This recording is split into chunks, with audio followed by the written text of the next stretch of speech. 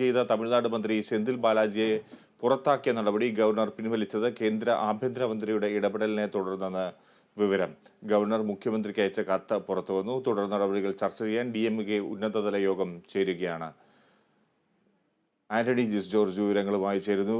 ആന്റണി, ഇക്കാര്യത്തിൽ കേന്ദ്രത്തിന്റെ ഒരു ഇടപെടൽ എങ്ങനെ ഉണ്ടായിട്ടുണ്ട് എന്നാണ് മനസ്സിലാകുന്നത്? ഈ കത്തിൽ എന്താണ് പറയുന്നത്?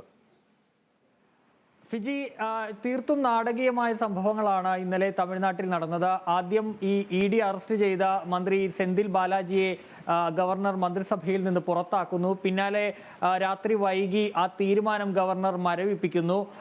അതിലിപ്പോൾ പുറത്ത് ഈ തീരുമാനം മരവിപ്പിച്ച് ഗവർണർ മുഖ്യമന്ത്രി MK സ്റ്റാലിന് ഒരു കത്ത് നൽകിയിരുന്നു. ആ കത്ത് ഇപ്പോൾ പുറത്തു വരുമ്പോഴാണ് ഇക്കാര്യത്തിൽ ഒരു കേന്ദ്ര ഇടപെടൽ ഉണ്ടായിട്ടുണ്ട് എന്നുള്ള കാര്യം വ്യക്തമാകുന്നത്.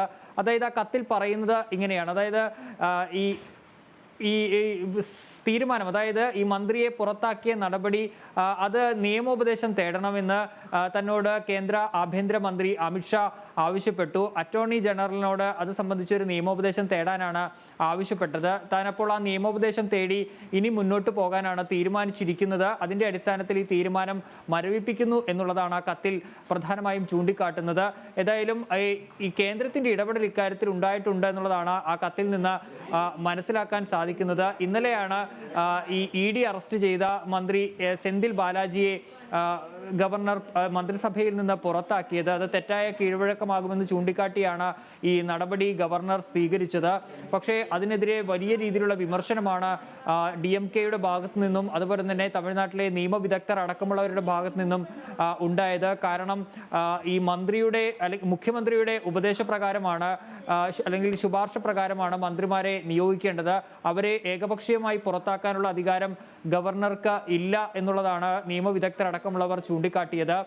പ്രധാനമായും ഈ മുഖ്യമന്ത്രിയോട് ആലോചിക്കാതെ അത്തരം തീരുമാനങ്ങൾ എടുക്കാൻ ഗവർണർക്ക് നിലവിൽ സാധ്യമല്ല. ഇക്കാര്യങ്ങളൊക്കെ ചൂണ്ടിക്കാട്ടി വലിയ രീതിയിലുള്ള വിമർശനം DMKക്ക് പുറമെ നിയമവിദഗ്ധർ അടക്കമുള്ളവരിൽ നിന്നും ഗവർണർക്ക് ഉയർന്നു കേൾക്കേണ്ട സാഹചര്യം ഉണ്ടായി. പിന്നീടാണ് വൈകിട്ട് രാത്രി ഏറെ വൈകി ഏതാണ്ട് അർദ്ധരാത്രിയോടുകൂടി ഈ തീരുമാനം മരവിപ്പിച്ചതായി രാജ്ഭവൻ അറിയിച്ചത്. പ്രത്യേകമായൊരു കത്ത് നൽകിയാണ്, അതായത് മുഖ്യമന്ത്രിക്ക് ഗവർണർ ഒരു കത്ത് നൽകിയാണ് ഈ തീരുമാനം അറിയിച്ചത്. ആ കത്തിലാണ് ഇപ്പോൾ ഈ കേന്ദ്രത്തിന്റെ ഇടപെടൽ ഈ തീരുമാനം മരവിപ്പിക്കുന്നതിന് പിന്നിൽ ഉണ്ടായിട്ടുണ്ട് എന്നുള്ളത് മനസ്സിലാക്കാൻ സാധിക്കുന്നത്. ആഭ്യന്തരമന്ത്രി അമിത്ഷാ തന്നെ നിർദ്ദേശം നൽകി. നിയമോപദേശത്തിന്റെ അറ്റോർണി ജനറലിന്റെ നിയമോപദേശത്തിന്റെ അടിസ്ഥാനത്തിൽ മാത്രമേ മുന്നോട്ട് പോകാവൂ എന്നുള്ളൊരു നിർദ്ദേശം നൽകി എന്നുള്ളതാണ് ആ കത്തിൽ പറയുന്നത്.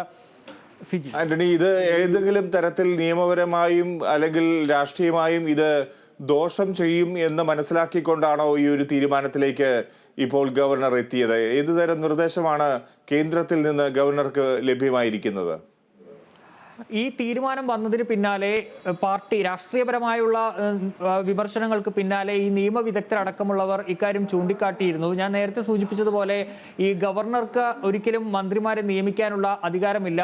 മുഖ്യമന്ത്രിയുടെ ശുപാർശ പ്രകാരമാണ് ഗവർണർ മന്ത്രിമാരെ നിയോഗിക്കുന്നത്. അതുകൊണ്ട് തന്നെ ആ ഒരു കാര്യത്തിൽ, അതായത് മന്ത്രിമാരെ പുറത്താക്കുമ്പോഴും മുഖ്യമന്ത്രിയെ അറിയിക്കണം, അല്ലെങ്കിൽ മുഖ്യമന്ത്രിയുടെ കൂടി ആ ഒരു അറിവുണ്ടായിരിക്കണം എന്നുള്ളതാണ് ഉള്ളത്. പക്ഷേ ഇവിടെ അത് ഉണ്ടായിട്ടില്ല എന്നുള്ളതാണ് പ്രധാനമായും ഉണ്ടായ ഒരു വീഴ്ച എന്ന് പറയുന്നത്. അത് തന്നെയാണ് ഈ കേന്ദ്രം പറഞ്ഞത്. ഈ നിയമോപദേശം, വ്യക്തമായൊരു നിയമോപദേശം ഇക്കാര്യത്തിൽ തേടേണ്ടതുണ്ട്. അതിന്റെ അടിസ്ഥാനത്തിൽ മാത്രമേ പുറത്തേക്ക് അല്ലെങ്കിൽ ഇത്തരം തീരുമാനങ്ങളിലേക്ക് പോകാവൂ എന്നുള്ളൊരു തീരുമാനത്തിലേക്ക് എത്തിയിട്ടുള്ളത്. മാത്രമല്ല, ഇക്കാര്യത്തിൽ വലിയ രീതിയിൽ BJP സർക്കാരിനെതിരെ ഇന്നലെ സ്റ്റാലിൻ പ്രധാനമന്ത്രി നരേന്ദ്രമോദി അടക്കമുള്ളവർക്കെതിരെ വലിയ വിമർശനം ഉന്നയിച്ചിരുന്നു. പ്രത്യേകിച്ച് ഈ ഏകീകൃത സിവിൽ കോഡ് നടപ്പാക്കാനുള്ള നീക്കത്തിൽ ഉൾപ്പെടെ. അതിന് പിന്നാലെയാണ് ഈ രാഷ്ട്രീയ നീക്കം അല്ലെങ്കിൽ ഗവർണറുടെ നീക്കം ഉണ്ടായത് എന്നുള്ളതാണ് പ്രധാനപ്പെട്ട ഒരു കാര്യം.